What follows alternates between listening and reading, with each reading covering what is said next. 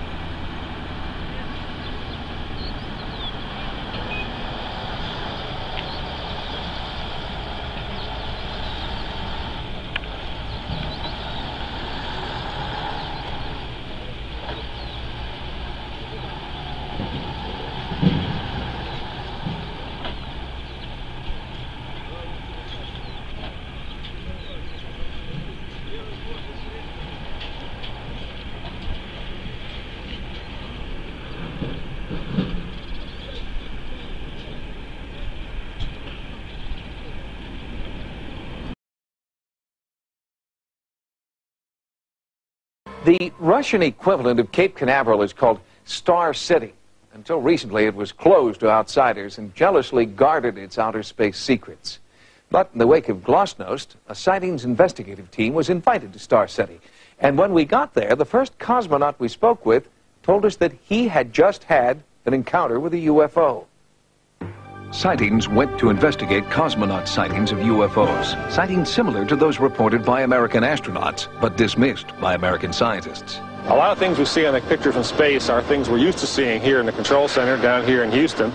They're ordinary events that surround the spaceship. Pieces coming off, water dumps, pieces of ice, insulation. They're just little pieces 10, maybe 20 feet away from the camera. But within the Soviet space program, cosmonauts insist that they have seen more than just floating scraps of space junk. I think that we are not alone in the universe. I believe that someone or something of extraterrestrial origin has visited Earth. In April of 1979, cosmonaut Viktor Afanasyev lifted off from Star City to dock with the Soviet Soyuz 6 space station. But while en route, something strange happened. Cosmonaut Afanasyev saw an unidentified object turn toward his craft and begin tailing it through space. It followed us during half of our orbit. We observed it on the light side, and when we entered the shadow side, it disappeared completely. It was an engineering structure made from some type of metal, approximately 40 meters long with inner holes.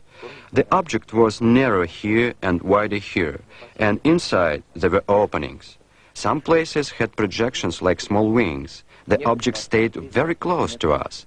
We photographed it, and our photos showed it to be 23 to 28 meters away. In addition to photographing the UFO, Afanasyev continually reported back to Mission Control about the craft's size, its shape, and position. When the cosmonaut returned to Earth, he was debriefed, told never to reveal what he knew, and had his cameras and film confiscated. Those photos and his voice transmissions from space have never been released. It is only now, with the collapse of the Soviet Union, that Afanasyev feels he can safely tell his story.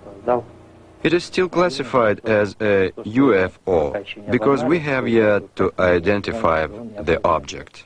Spaceflight itself broadens your horizons to the point which you kind of open up to possibilities. Dr. Story Musgrave is a veteran of 5 American shuttle missions who has seen and photographed several unidentified flying objects in space. Dr. Musgrave does not believe they are craft from another planet. On 2 of my missions, and I still don't have an answer, I have seen a a snake out there, 6, 7, 8 feet long. It is rubbery because it has internal waves in it, and it follows you for a rather long period of time. The more you fly in space, the more you see an incredible amount of things out there, and that sort of brings to you really a certainty that other living creatures are out there. Some incredibly primitive, more primitive, some just proteins coming together, amino acids, and some just single cellular organisms, and other civilizations have been around for a million years that are doing unimaginable kinds of things. Cosmonaut Afanasyev believes that the UFO he sighted and photographed in 1979 was evidence of just this kind of distant, superintelligent civilization. Does the United States have similar evidence that they're also hiding? No, I'm sure they would divulge it. That's what NASA's all about. It's about the search for extraterrestrial intelligence. I can see no reason that that would be classified in any way, and I wouldn't let it be. I'm an astronaut, I fly in space. I have 5 flights. The second I see some, I'm going to tell somebody.